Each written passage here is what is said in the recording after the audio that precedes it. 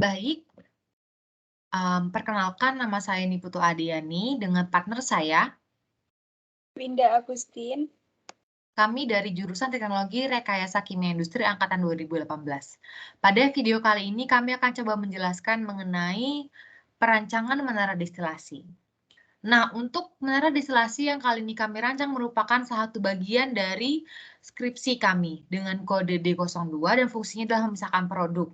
Untuk produk atas itu berupa metil formiat dan produk bawah merupakan metanol.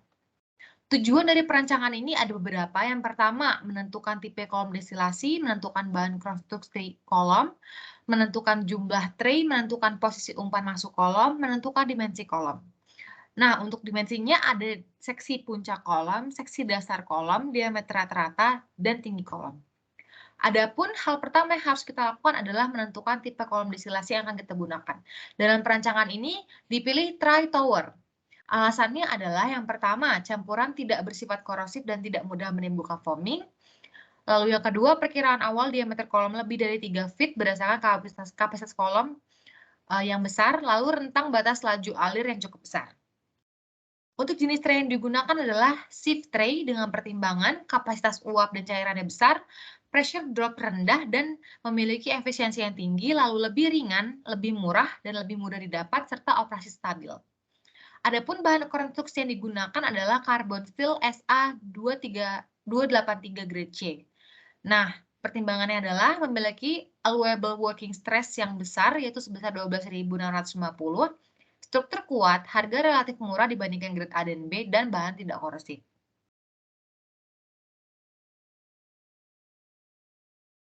Oke, sekarang kita ke bagian perhitungannya.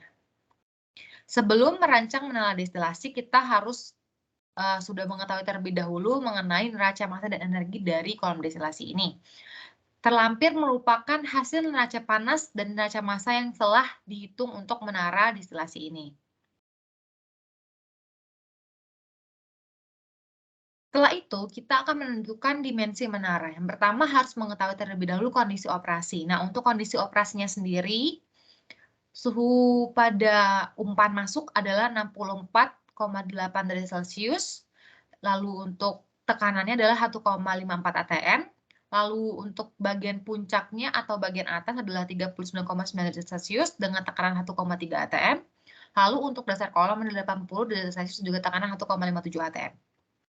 Dari neraca panas diperoleh konsentrasi Underwood adalah 1,781 dengan reflux minimumnya 0,781 dan refluxnya adalah 0,97625. Setelah itu kita akan menentukan komposisi cairan reflux atau LO. Nah, D di sini merupakan destilat, lalu LO ini adalah merupakan hasil dari akumulasi reflux dikali dengan hasil destilat, lalu V adalah penjumlahan LO dan juga D. Untuk menentukan jumlah plate-nya, kita harus mengetahui juga komponen kunci berat dan komponen kunci ringan. Untuk komponen kunci berat adalah metanol, lalu komponen kunci ringan adalah metil formiat. Nah, kunci berat di sini disebut dengan heavy K dan komponen kunci ringan disebut dengan light K. Nah, untuk maksudnya di sini adalah komponen kunci berat itu yang dia akan berada di bawah kolom. Untuk yang kunci ringan akan berada di atas kolom. Untuk laju alirnya sendiri adalah seperti terlampir. Kita akan memasuki dalam perhitungan metode jumlah plat minimum yang digunakan dalam perancangan destilasi ini. Rumusnya adalah NM log fraksi dari light key per light key plus heavy key dari destilat dikali dengan fraksi perbandingan dari heavy key dibagi dengan light key dari bottom. Nanti dibagi dengan log alpha average dari light key-nya. Nah, di sini kita untuk menghitungnya, menghitung dari alpha average LK-nya atau light key-nya adalah dengan cara alpha LKD dikali alpha LKB, nanti habis itu diakarin. Nah, untuk maksudnya fraksi di sini adalah pembagian dari si laju alir umpan yang di atas tadi. Yang ini, ya, laju alirnya ini. Jadi, untuk bagian destilat itu adalah fraksi dari light key dibagi dengan heavy key yang ada di destilat. Nanti hasilnya adalah 7,2. Nah, lalu selanjutnya untuk di bagian bottom adalah fraksi dari heavy key dibagi fraksi dari light key yang di bagian bottom hasilnya adalah 10,13. Setelah itu nanti angka ini akan kita masukkan ke dalam rumus NM. Akan didapat plate minimumnya adalah 6,93 atau kita bisa bulatkan menjadi 7. Nah, untuk menghitung jumlah plate teoritis, kita memerlukan grafik yang ada di dalam buku Carlson. Nah, dari grafik ini nanti akan kita plotkan. Yang mana untuk garis lengkung itu adalah maksudnya ini, yang kalian teman-teman bisa lihat sendiri bahwa ada garis melengkung ya. Nah, garis lengkung itu adalah dari RM per RM plus 1. RM adalah reflux minimum. Lalu untuk garis horizontal dari sumbu Y itu adalah pembagian dari reflux dibagi dengan reflux ditambah 1. Setelah itu nanti kita akan plotkan garisnya dan bertemu nilai jumlah NM per N-nya. Setelah mengetahui nilai NM per N, di sini kita mendapatkan angka 0,52, kita bisa bagi dengan hasil dari plate minimum yang kita dapat tadi. Akan mendapat jumlah plate teoritis sebesar 14. Setelah itu, kita perlu menghitung plate aktual yang dibutuhkan. Kita harus mengetahui terlebih dahulu viskositas dari si campuran yang ada di dalam kolom distilasi tersebut. Untuk konstanta A, B, C, D ini bisa didapat dari buku Yaus. Lalu setelah itu nanti kita akan mengetahui viskositas campurannya berapa dan kita dapat menghitung efisiensi dari plate-nya. Lalu untuk jumlah plate aktual akan kita bagi antara jumlah plate teoritis dibagi dengan efisiensi plate.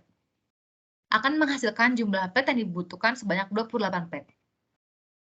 Setelah kita sudah mengetahui berapa jumlah plate aktual yang dibutuhkan, kita akan menghitung letak umpan masuk. Rumusnya bisa teman-teman lihat di dalam buku Carlson ya, persamaan 11.62 halaman 526.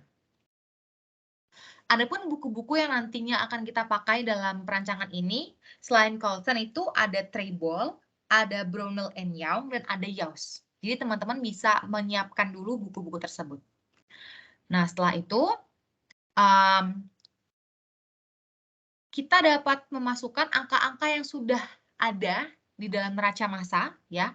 Yang pertama, ini adalah B maksudnya adalah hasil bawah, ya, atau bottom, D destilat, yang tadi di atas sudah ada, lalu heavy K, terus light K, yang berada di feed, lalu ada light K dan heavy K yang berada di bottom dan juga di destilat.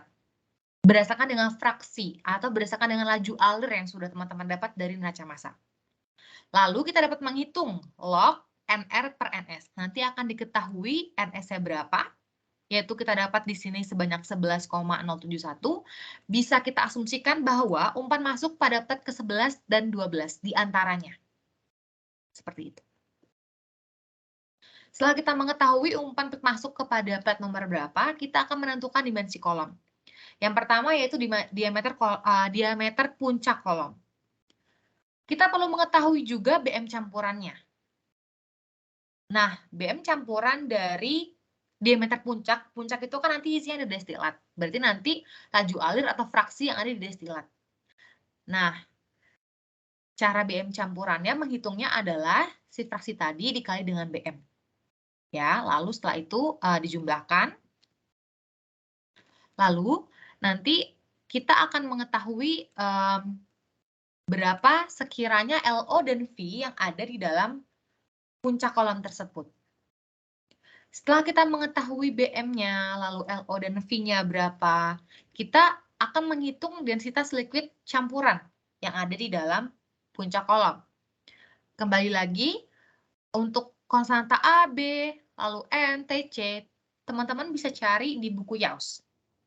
Untuk rumusnya sendiri, densitas liquid campuran adalah Rho sama dengan A dikali B pangkat min 1 per TC pangkat N. Setelah itu, akan kita ketahui bersama bahwa densitas liquid campurannya adalah sebesar 0,9242 gram per mili atau 924,23 kg per meter kubik.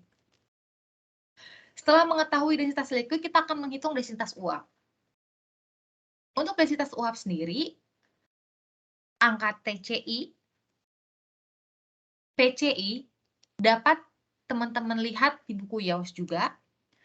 Sedangkan untuk omega I-nya akan dihitung menggunakan rumus seperti di bawah ini.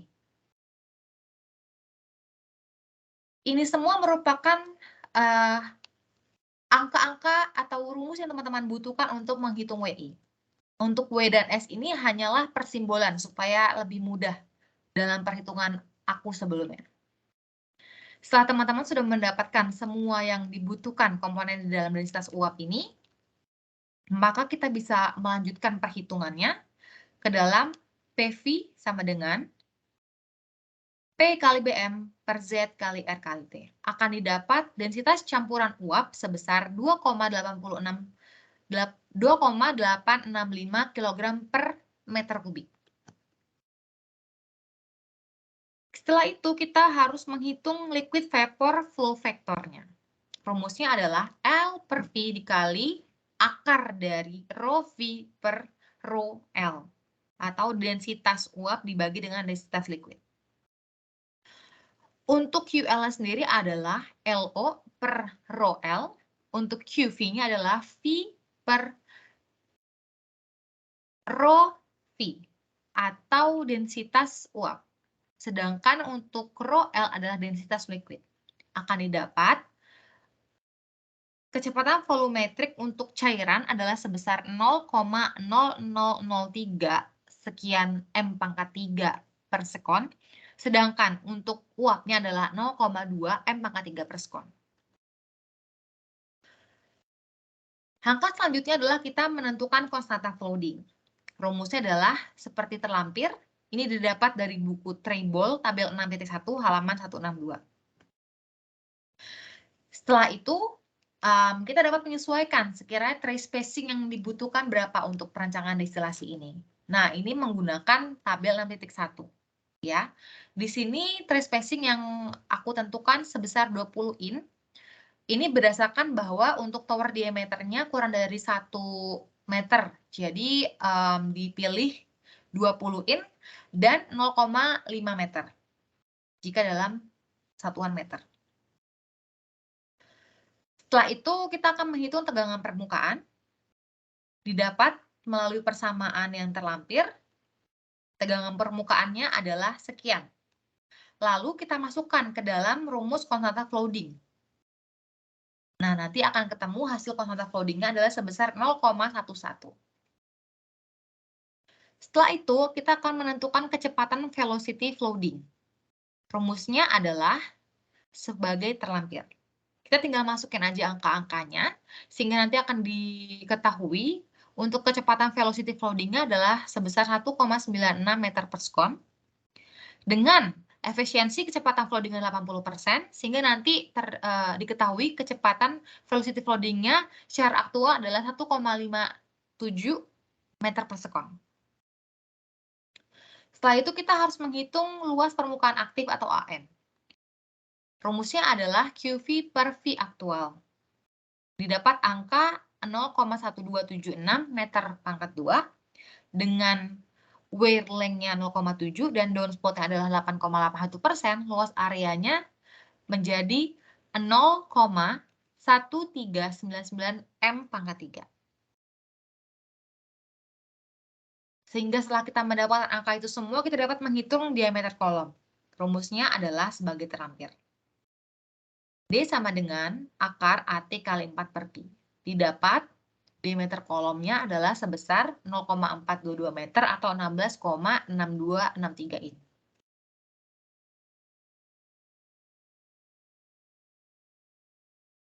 Oke, untuk langkah selanjutnya yaitu menentukan diameter dasar kolom. Untuk langkahnya yaitu menentukan BM campuran terlebih dahulu, yang mana untuk BM campurannya dapat dihitung seperti yang tertera pada layar. Nah, untuk BM campurannya didapatkan sebesar 34,5149 kg per kilomol. Kemudian menghitung Ln, di sini Ln sama dengan LO, yaitu didapatkan sebesar 624,049 kg per jam. Kemudian untuk Vn plus satunya sebesar 1263,28 kg per jam. Untuk selanjutnya yaitu menentukan densitas liquid campuran dengan rumus yaitu Rho sama dengan A kali B pangkat min 1 min T per TC pangkat N. Untuk kondisi operasinya sendiri yaitu pada suhu 353 Kelvin pada tekanan 1,57 atm. Untuk densitas campurannya, densitas liquid campurannya didapatkan seperti pada layar, yaitu didapatkan sebesar 746,672 kg per meter kubik. Kemudian yaitu menentukan densitas uap. Nah, pada densitas uap ini didapatkan hasil seperti pada layar, yang mana langkah-langkahnya telah dijelaskan pada sebelumnya. Nah, dari sini dapatkan nilai TR sama dengan T per TC, yaitu sebesar 0,6917. Kemudian PR sama dengan P per PC, yaitu sebesar 0,019. Kemudian B0-nya sama dengan min 0,678. B1-nya sebesar min 0,669. Untuk B-nya sama dengan B0 plus omega kali B1, yaitu sebesar min 1,0475. Kemudian didapatkan R-nya sebesar 82,06 cm kubik atm per mol Kelvin. Lalu didapatkan nilai Z, yang mana rumusnya tertera seperti di layar. Didapatkan nilai Z-nya sebesar 0,999 atau dapat dibuatkan menjadi 1. Kemudian untuk rho V-nya didapatkan sebesar 0,008187 gram per cm kubik atau setara dengan 1,8707 kg per meter kubik. Untuk selanjutnya yaitu menghitung liquid vapor flow factor atau FLV, yang mana rumusnya yaitu L per V kali akar dari rho V per rho L, yang mana liquid vapor flow factornya didapatkan sebesar 0,0247. Lalu selanjutnya menghitung kecepatan volumetrik cairan dan uap. Didapatkan nilai HL sama dengan LO per rho L, yaitu HL-nya sebesar 0,8357 meter kubik per jam atau setara dengan 0,000232116 meter kubik per sekon. Kemudian untuk IV-nya yaitu sebesar 675,265 meter kubik per jam setara dengan 0,1875 meter kubik per sekon. Lalu selanjutnya yaitu menghitung konstanta flooding, yang mana untuk konstanta flooding ini rumusnya tertera seperti pada layar. Kemudian untuk data-datanya dapat dilihat pada tabel 6.1 pada buku Treibel halaman 162. Pada tabel tersebut didapatkan trace spacing-nya yaitu sebesar 6 in atau 0,15 meter. Kemudian untuk alfanya sebesar 0,02289 meter, betanya 0,01956 meter. Dan untuk tegangan permukaannya dapat dicari menggunakan rumus A kali 1 min T per TC pangkat M. Yang mana dapat dilihat pada layar. Kemudian setelah dicari semua data yang diperlukan, kemudian dimasukkan pada persamaan konstanta flooding sehingga didapatkan nilai konstanta floodingnya sebesar 0,0541. Nah, selanjutnya yaitu menentukan kecepatan velocity flooding atau VF. Nah, untuk rumusnya sendiri yaitu CF kali rho L min rho V per rho V pangkat 0,5. Yang mana didapatkan velocity flooding-nya sebesar 1,0797 meter per sekon. Dan untuk persentase kecepatan flooding-nya sebesar 80%.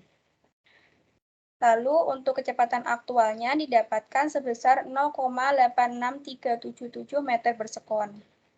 Langkah selanjutnya yaitu menghitung luas permukaan aktif atau AN. Nah, di sini AN dapat dihitung menggunakan rumus IV per V aktual, yang mana AN didapatkan sebesar 0,2171 meter persegi. Kemudian untuk wear length-nya atau W didapatkan sebesar 0,7D. Untuk downspot-nya sebesar 8,81%. Dengan luas area sebesar 0,2381 meter persegi. Selanjutnya yaitu menghitung diameter kolom. Nah, untuk menghitung diameter kolom ini menggunakan rumus akar dari AT kali 4 per Pi, di mana diameter kolom di sini dapatkan sebesar 1 meter atau 39,37 inch setara dengan 3,3 feet. Kemudian langkah selanjutnya yaitu menghitung tebal shield dan head kolom. Yang pertama yaitu menghitung tebal shield puncak kolom. Nah, pada tebal sel ini digunakan bahan konstruksi berupa karbon steel SA 212 grade B. Nah, pada buku Brownell and Young, tabel 13.1 halaman 251 dan 254 didapatkan data-data sebagai berikut, yaitu nilai F-nya sebesar 17.500 PSI, kemudian E-nya sebesar 0,85, yaitu single wet joint, kemudian C-nya sebesar 0,125 in, kemudian RI sebesar 8,313 in, dan tekanan operasinya sebesar 1,3 atm atau setara dengan 19,104 PSIA. Kemudian untuk faktor keamanannya yaitu dibuat 10%. Nah, untuk tekanan perancangannya yaitu menjadi 21,015 PSIA. Kemudian untuk menghitung tebal shell-nya dapat dihitung menggunakan rumus yaitu TS sama dengan P kali RI per F kali E min 0,6 kali P plus C, yang mana rumus ini dapat dilihat pada buku Brownell and Young halaman 118, di mana untuk tebal shell-nya sendiri pada puncak kolom ini didapatkan sebesar 0,1269 in atau untuk TS standarnya yaitu 0,1875 in. Lalu selanjutnya yaitu menghitung tebal shield dasar kolom. Nah, untuk bahan konstruksi yang digunakan yaitu sama pada puncak kolom, yaitu menggunakan karbon steel SA 212 grade B, yang mana data-datanya juga diambil dari buku Brownell and Young halaman 251 dan 254, sebagaimana datanya sebagai berikut, yaitu untuk F sebesar 17.500 PSI, kemudian untuk E-nya 0,85, untuk C-nya yaitu 0,125 in, RI sebesar 10,842 in, dan tekanan operasinya yaitu 1,57 atm atau setara dengan 23,072 PSIA. Dan faktor keamanannya dibuat 10%. sehingga didapatkan tekanan perancangannya sebesar 25,3798 PSIA dengan tebal shell yaitu sebesar 0,12778 in atau untuk tebal sel standarnya sebesar 0,1875 in. Kemudian selanjutnya yaitu menghitung tebal head. Nah, tebal headnya yaitu pertama menghitung tebal head puncak terlebih dahulu. Nah, jenis head yang digunakan yaitu tori spherical karena tekanan operasinya kurang dari 200 PSG. Nah, untuk bahan yang digunakannya sendiri yaitu karbon steel SA 212 grade B. Untuk menghitung tebal headnya menggunakan rumus seperti yang tertera pada layar. Nah,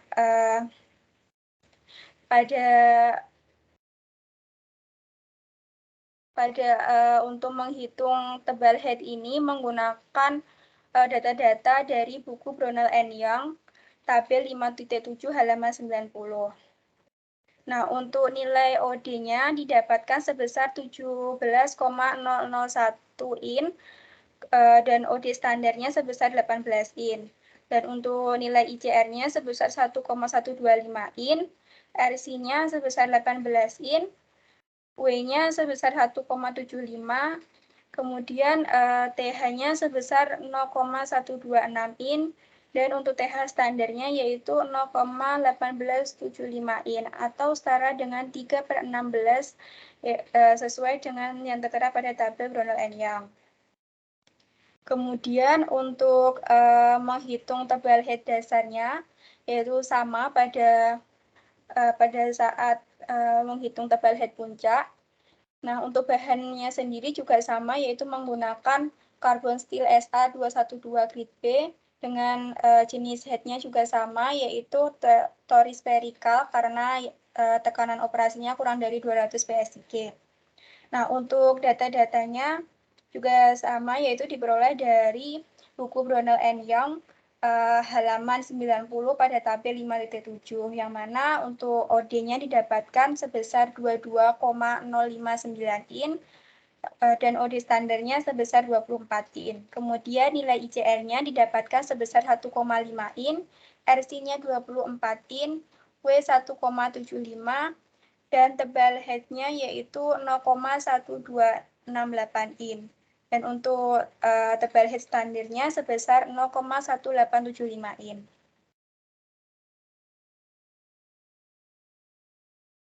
Langkah selanjutnya yaitu menghitung tinggi head. Nah, untuk yang pertama yaitu menghitung tinggi head puncaknya terlebih dahulu, yang mana berdasarkan buku Brownell and Young pada tabel 5.6 halaman 88, tebal head sebesar 0,1875 in diperoleh nilai SF-nya sebesar 2 in, yang mana nanti akan diperoleh nilai A sebesar 8,313 in, AB-nya yaitu A min ICR diperoleh sebesar 7,188 in, kemudian nilai BC-nya didapat dari R min ICR yaitu sebesar 16,875 in, nilai B didapat dari R kali akar dari BC kuadrat min AB kuadrat sehingga diperoleh sebesar 2,732 in, dan OA-nya yaitu diperoleh dari TH plus B plus SF yaitu sebesar 4,92 in atau setara dengan 0,1249 meter. Kemudian yaitu menghitung tinggi head dasarnya, caranya sama dari menghitung tinggi head puncak. Yang pertama yaitu